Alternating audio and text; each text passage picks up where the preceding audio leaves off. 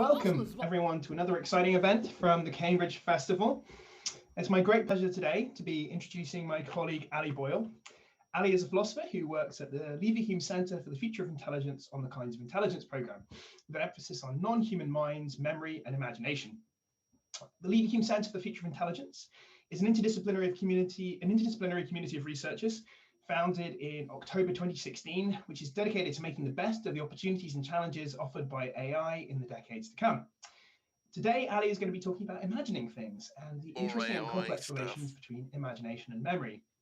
Two minor quick points of order. First is that closed captions are available. I'm sure some of you are already seeing them at the bottom of your screen. And the second is that we're going to be having a few minutes for Q&A at the end. But if you want to ask questions during the talk, you can just type them into the Q&A box and we'll choose as many as we can to discuss at the end of the talk. So without further ado, please, Ali, take it away. Okay, thanks, Henry, for that wonderful introduction. And thanks all of you for coming. So as Henry said, I work on a program at CFI called Kinds of Intelligence. And at Kinds of Intelligence, we're interested in all sorts of questions about the different kinds of minds that exist, or the different kinds of minds that could exist.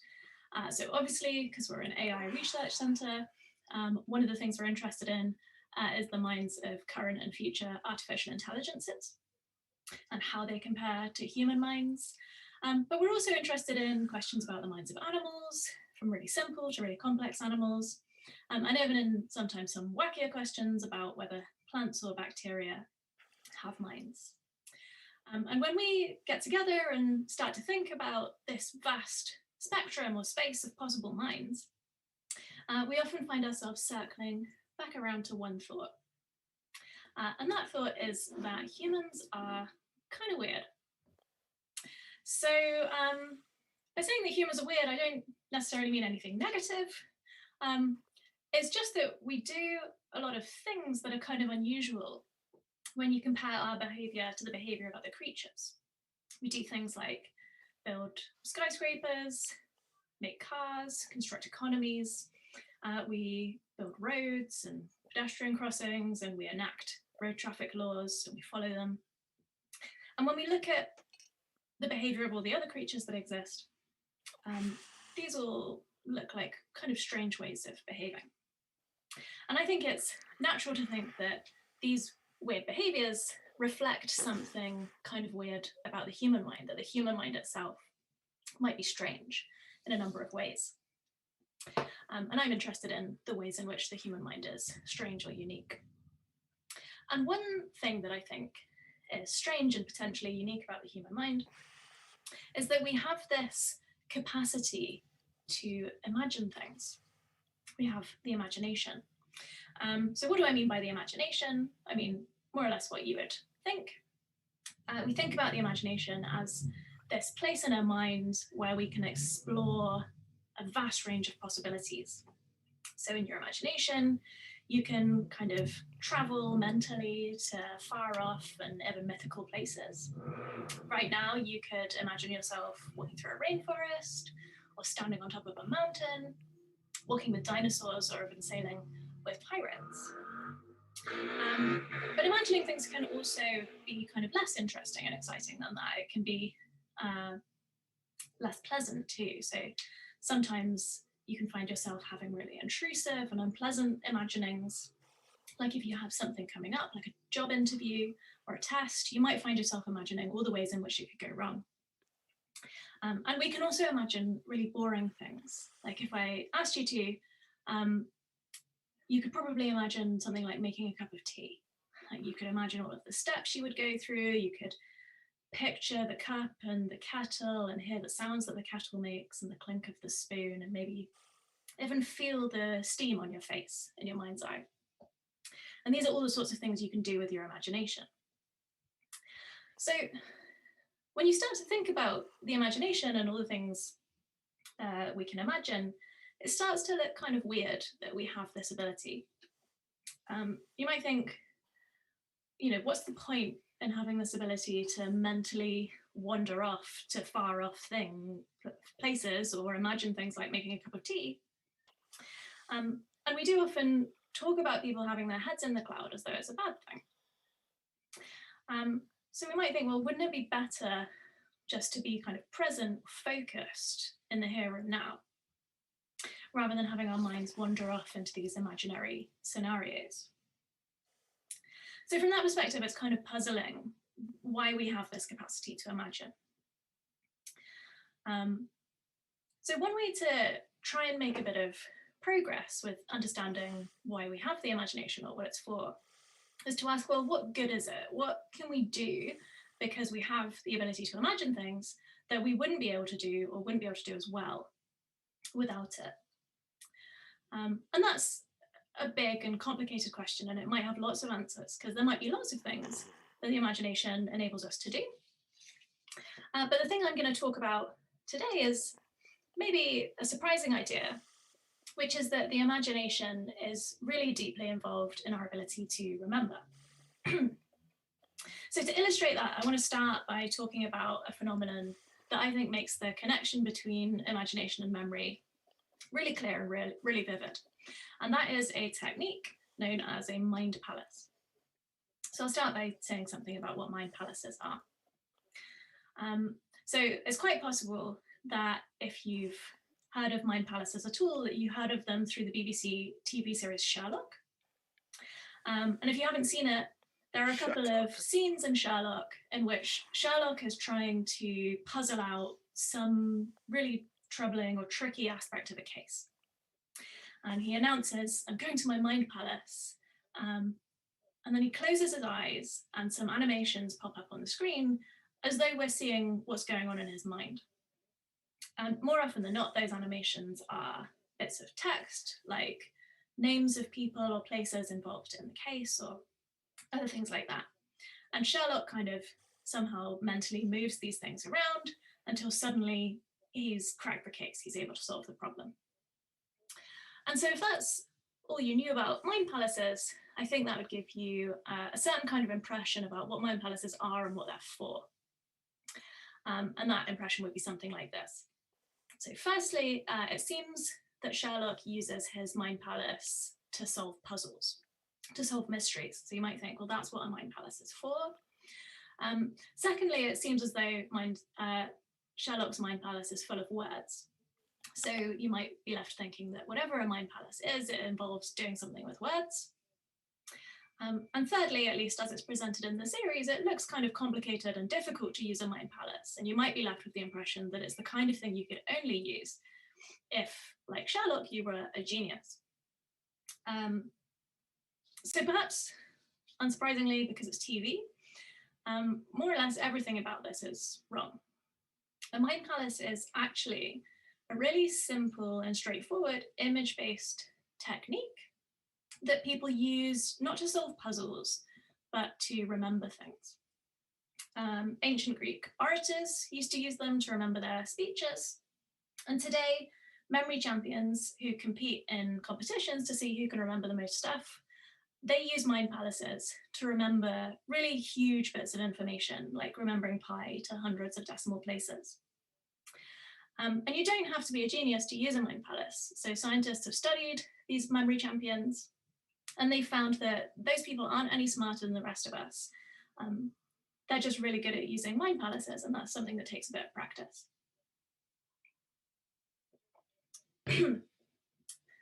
Okay, so what actually is a mind palace? At its most basic, a mind palace is just a place that you imagine. So it could be somewhere fictional that you dream up in your head, or it could be somewhere that you're familiar with from real life, but that you can kind of bring to mind in your imagination. And it can be almost any place at all. There are just two requirements that you have to have before your place can be a mind palace. The first is that it has to have a root, and the second is that it has to have slots. So that's to say basically that your mind palace, your place that you choose for your mind palace, it has to have some kind of path through it that you'll remember, that you can kind of walk through in your mind's eye. And secondly, there need to be slots, which basically I'll say a bit more about, but that basically just means places where you could kind of mentally put something, put a piece of information. So that's kind of abstract. But here's a kind of real life example of something that I could use as a mind palace. So back in the before times when we used to go to work, I had an office in the city centre, and some days I would walk to work. So I could use part of that route that I used to take to work every day that's really familiar to me as my mind palace. And I used to walk down Trinity Street. So I could use a section of Trinity Street as my mind palace. So let's say that I'm going to do that. I could say that my mind palace starts here at the top of Trinity Street, outside Pocket Watch and Petticoats, then it continues on down the street past All Saints Garden, down past Heifers, and then continuing all the way down to the Cambridge University Press bookshop. So this is a place, a real place as it happens, but it's a place that I can imagine. And there's a really clear route through the place from the top of Trinity Street down to the bottom. And along the way, there are lots of places where I could kind of mentally put something. There are all of these little doorways or openings to little side streets or gardens. And these are what I'm going to use as my slots. So, okay, so this is my mind palace. If you've got a place like this that has a route and some slots, you've got a mind palace too. So what do you do with it? Well, you use it to remember things. So let's say that I want to remember the names of all of Taylor Swift's albums in the order in which they were released. So what I need to do is just head to the first slot in my mind palace, which is here outside Pocket Watch and Petticoats. And I just need to place something in my first slot, some image that I associate with Taylor Swift's first album. So Taylor Swift's first album was called Taylor Swift. So I just need an image that I associate with Taylor Swift. The name Swift, it means fast, runners are fast. So I'm going to say that I associate a runner with this first album. And I'm going to put an image of a runner in my first slot. So now that I've done that, I just move on to my second slot and I place an image that I associate with the second album. So the second album was called Fearless, and I associate lions with fearlessness. So I'm going to put a picture of a lion in my second slot, which is this empty shop front. Now I move on down to my third slot at the Old Divinity School, and I need to put something that I associate with Taylor Swift's third album, which was called Speak Now. And that reminds me of the part in the Christian wedding ceremony when they say, speak now or forever hold your peace. So I'm going to put an image of some wedding rings here in this third slot. And then onto the fourth slot, where I'll put something that I associate with the fourth album, which was called Red. And roses are red. So I'll put a rose here at the entrance to All Saints Garden. And I would just carry on in this way, putting in an image that I associate with each album into the next slot until I'm left with something like this. And now when I want to remember Taylor Swift albums, I should be able to do that by just revisiting my mind palace in my imagination. So I should be able to bring Trinity Street back to mind. And when I get there, I should find the runner in the first doorway, the lion in the second doorway, the rings in the third doorway, and so on. And seeing all of these images should prompt me to remember the names of the albums: Taylor Swift, Fearless, Speak Now. And that is basically all there is to it. So it takes a little bit of practice to get good at it. And you can make your mind palace bigger and more complicated. But those are the basic building blocks of a mind palace. You just need a place that you can imagine with a route and some slots, and you place some images in it that you associate with the stuff that you want to remember. So the point of telling you all this is partly just that it's kind of cool. And now you should be able to go away and build your own mind palace and remember all kinds of impressive things and do well in pub quizzes. But it also might, I think, give us a clue about that puzzle I raised about the imagination. Like, what good is the imagination? What does it do for us? And I think mind palaces give us a clue about that, because a mind palace is just a way of using your imagination to hack your memory. And what I mean is that you can use your imagination to remember more things than you would otherwise be able to remember. So obviously, we aren't all building mind palaces all the time. So that can't be what the imagination is for. It's not for building mind palaces. But it might be that mind palaces work because they exploit a more kind of basic fact about the imagination, a more basic role that it plays in memory. So to talk a bit more about the relationship between the imagination and memory, it helps to start by saying that there are a few different types of memory. And one really important distinction is between memory for facts and memory for events. And we know that remembering facts and remembering events are two different kinds of psychological processes, and they happen in different bits of the brain. And we know that because they can be selectively impaired, which is just a kind of fancy way of saying that you can damage one type of memory without damaging the other type of memory in the same way. So for instance, when people suffer from amnesia, they lose their ability to remember events and they lose a lot of their existing event memories, but they often retain a lot of general knowledge. They remember facts like the meanings of words, their times tables, the capitals of the world and things like that. So when we use a mind palace, clearly we're primarily concerned with that first type of memory, that second type of memory, factual memory. And mind palaces help us to remember facts, I think, by addressing two kinds of problems that we face when we try and use our factual memory. And these problems are, I think, probably familiar to all of us because we've all had to study at some point for a test or an exam and try and learn and memorize facts. And so we know that doing that can be kind of difficult. And there are a couple of different ways in which it's difficult. So the first thing is, when you sit down and study for a test, it can just be really difficult to get facts into your memory. It can be really difficult to get them into your brain. Now, why is that? That's difficult because when you can think of your factual memory, not just as a list of things that you know, but as a really complex, interconnected web of information in which everything that you know is connected to lots of other things. So that if I asked you, for instance, what the capital of France is, you wouldn't just remember that it was Paris, but you would also activate lots of other pieces of knowledge you have about Paris and France. You might suddenly remember something about the Eiffel Tower or the Eurostar or other things. And when we learn something new, we're not kind of just trying to add another thing to the list of things that we know. We're trying to get a piece of information into its right place in that complex web of facts. And that process just is kind of slow and difficult. But the imagination gives us a kind of shortcut by enabling us to store bits of information before we've properly integrated them into that complicated web. Because in the imagination, we can kind of manufacture or manipulate or create associations where they didn't exist before.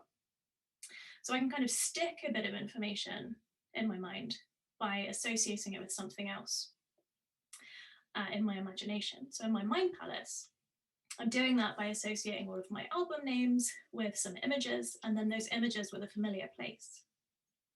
But we can also do it in smaller ways as well. We can make information more memorable by associating it with other things in our imagination. So that's one thing the imagination does for us. That's one thing it's good for. It helps you get facts into factual memory. But there's a second problem we come up against when we're trying to remember facts, which is that as well as it being sometimes quite difficult to get facts into your memory, it can then be quite difficult to get them out. So I'm sure we've all had this phenomenon where you've definitely learned something. Maybe you're trying to remember the meaning of a particular word or a place or something, but you just can't get a hold of it. Like maybe it's on the tip of your tongue, but you just can't get it out.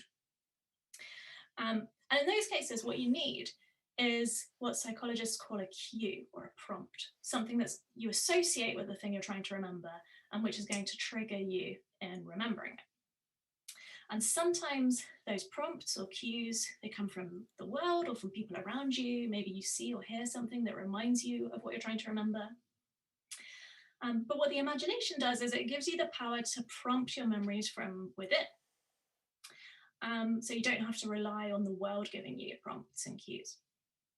And a mind palace is a really powerful example of that, because all of those images in my mind palace, what they're doing is just prompting me to remember the names of albums by showing me something that I associate with them. But there are also like much less dramatic ways to do this with your imagination without building a mind palace. So for instance, if I asked you to name as many kitchen utensils as you possibly can, or as many things found in a kitchen, more than likely what you would do is imagine yourself in your kitchen, and that would prompt you to remember loads more things that are found in a kitchen than you would otherwise be able to remember.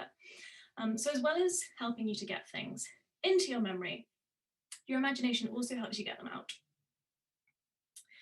So these are a couple of big ways, I think, in which the imagination is involved in our ability to remember facts. But remember that I said there was another type of imagination, memory for events. And research actually suggests that the imagination is even more deeply involved in our ability to remember events.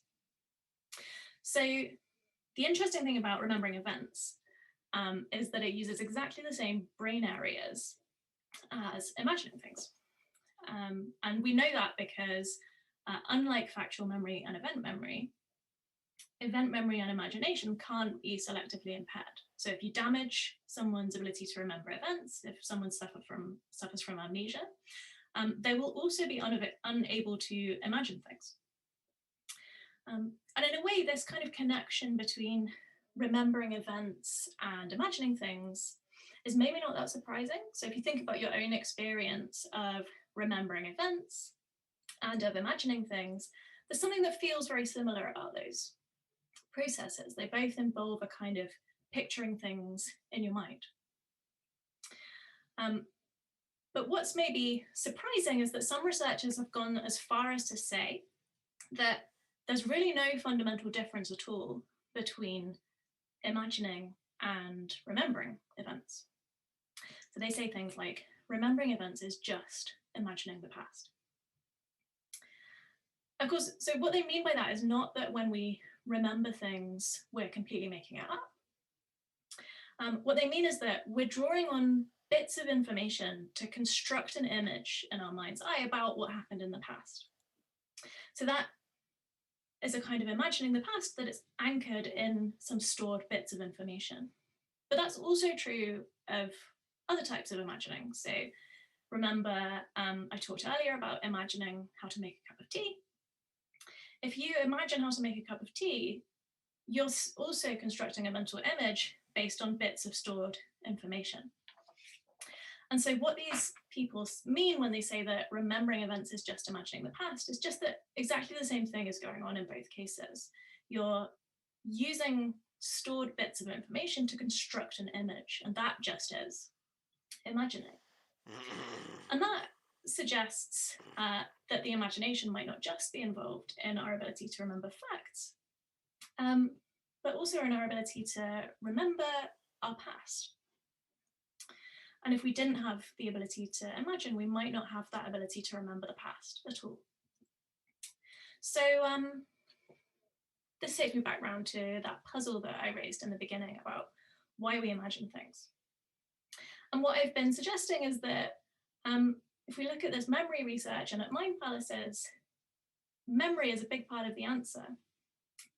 The imagination is really deeply involved in our ability to remember things. And that, in a way, I think is kind of paradoxical, because we think about the imagination, as I said, as this capacity that enables us to travel great distances from the here and now and explore other possible worlds. But it also is really deeply involved in our ability to remember facts about this world and to remember our own histories. And so, as well as enabling us to engage in flights of fancy, the imagination also keeps us grounded in reality. And that's the end of my talk. Wonderful. Well, thank you so much for that fantastic talk, Ali. We've got a few minutes now for questions, and I noticed we've already had some in the chat. But if anyone has any questions they would still like to ask, we might see how many we can get through. So the first question, Ali, comes from Irene Hannasand, who asks, does everybody's mind use visual imagery as the best symbolism to store and recall memory?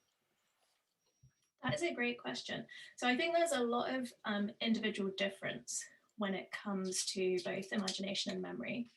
So the straightforward answer would probably be no. So there are some people who report not having any kind of visual mental imagery at all.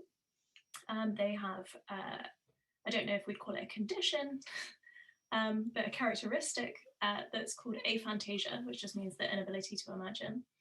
And one thing that I think is really interesting is to think about whether that has any impact on their ability to remember things, which, as far as I know, is something that hasn't been studied yet. So this is I think, yeah, the simple answer is no, but there's a more complicated answer, which we don't know yet because we haven't yet, I think, done enough research into the individual differences. Great, thank you. A question from Elizabeth Jordan now. Are there any significant differences between memory and imagination that operate visually and those that use sounds, touch, or smell? So I guess are there differences across different sensory modalities when it comes to memory and imagination? That's a great question as well. So we know that smell is really evocative when it comes to triggering memories. And I think, yeah, so smells can play a role in kind of prompting you to remember both facts and events in a much bigger way than the other senses. And I did see a study recently that suggested that the decline in memory in later life is kind of interestingly correlated with a decline in the sense of smell. So there are definitely kind of like interesting and unique ways in which smell is involved in memory.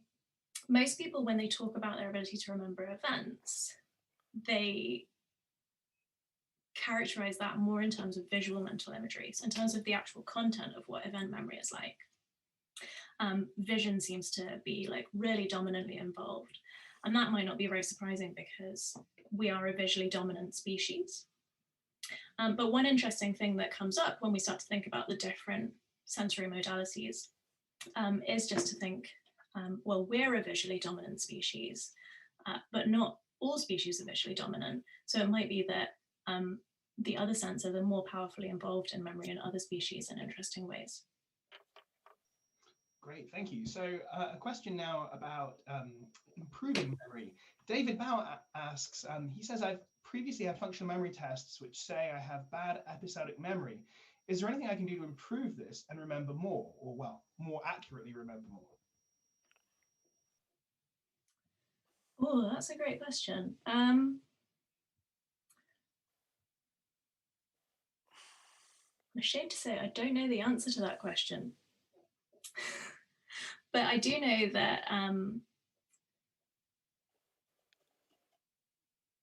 people tend to remember better things that they have remembered often, which is to say that if you repeatedly kind of remember or talk about or look at photos of some event from your past, you're more likely to remember that event than you are other events that maybe you don't talk about or you don't think about or don't have photos of. So in that sense, you can remember more by kind of rehearsing your memories or having these kind of props or things you can look at or people you can talk about these things with. But that might not necessarily mean that you will remember those things more accurately, because every time you kind of access your episodic memory, a process happens called reconsolidation, which basically means it sort of gets taken apart and put back together again. And every time it gets put back together again, it doesn't necessarily get put back exactly the way it was. And so every time you remember something, you might actually be slightly changing your memory. So by doing that, by kind of re-accessing your memories again and again and looking at pictures and telling stories about things that happened, you might remember more, but you might remember more inaccurately. Great, thank you. I'm afraid, everyone, we are over time now, but I'm going to try and squeeze in one more question. This comes from Sue Morris, who asks, could imagination and memory be used to heal trauma by reimagining the event? Oh, that's such a lovely question. And I think the answer to that is potentially yes, for the sorts of reasons that I was just talking about. So every time you access your memory, you make it vulnerable to this kind of reconsolidation and shifting. And so one way potentially to deal with kind of traumatic or intrusive memories would be to kind of access them and then interfere with their reconsolidation. And so one way you could kind of interfere with the reconsolidation of a memory would be to kind of access it, to kind of remember it, but then use your imagination to kind of manipulate it. And then when it gets put back, it might get put back in a slightly different way. Another thing that's related to this that I think is really interesting is that researchers ran a pilot study recently where they were looking at how people could deal with traumatic and intrusive memories. And they found, it was just a small study, but they found some really promising results from getting people to kind of re-access their memories, like maybe write down the bad thing that happened, and then play Tetris for half an hour. And playing Tetris, it also uses similar parts of your brain, similar kind of spatial processing and image processing parts of your brain. And it seems as though playing Tetris while your memory is trying to reconsolidate itself interferes with it in a way that makes it less traumatic and intrusive, which I just think is really cool. Fantastic. And I think that's all we've got time for.